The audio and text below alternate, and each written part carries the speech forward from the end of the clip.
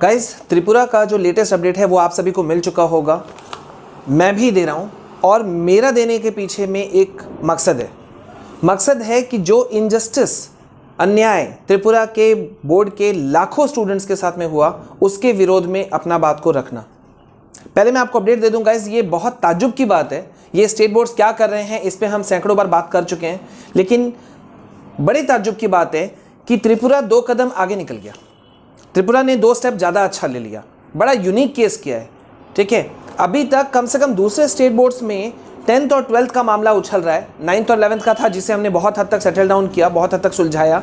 ठीक है, आप लोगों के सहयोग से सुलझा, लेकिन यहाँ पर 10 और 12 का मामला होता तो समझ में आता है। यहाँ पे एक और मुद्दा हो गया है कि क्लास 3 से लेके 9 तक और 11th class 3 to 9 and 11th class, इन सभी एग्जाम्स को, एनुअल एग्जाम्स को भी पोस्टपोन कर दिया है। ताज्जुब की बात है, अनबिलीवेबल, मतलब ये तो समझ से बाहर की बात है कि ऐसा कैसे कोई कर सकता है। एटलीस्ट इन सारे क्लासेस को मोस्ट ऑफ द स्टेट्स में जनरल प्रमोशन दे दिया गया, बिना एग्जाम्स का पास कर दिया गया, कहीं रोका नहीं गया।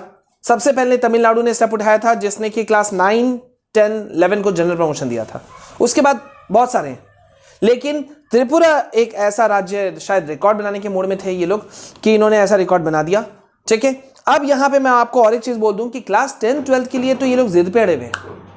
ये लोग क्या जिद पे हैं कि यार हमें जो है वो, हमें तो एग्जाम लेना है और हम लोग एग्जाम ले लेंगे, तय शेड्यूल पे लेंगे, कोई दिक्कत नहीं होगा। और जब मैंने पढ़ा ना तो मुझे किसी की याद आ गई, सीबीएसई के एग्जामिनेशन कंट्रोलर डॉक्टर संयम भारद्वाज, जो कि कैंसिल होने के, जब क्लास 10, 12 कैंसिल हुआ, डॉक्टर रमेश पोखरियाल भारत के शिक्षा मंत्री लाइव आए और आकर के उन्होंने घोषणा की, उसके जस्ट 2-1 दिन पहले तक में सीबीएसई के एग्जामिनेशन कंट्रोलर डॉक्टर संयम भारद्वाज आते हैं और वो कहते हैं कि नहीं भाई, बच्चों का सारा एग्जाम होके रहेगा और हम लोग पूरी प्रिपरेशन में हैं। 5,000 से बढ़ा करके 7,000 सेंटर्स कर दिए गए हैं, 25,000 ट्रेंड टीचर्स की फौज है, कोई दिक्कत नहीं है।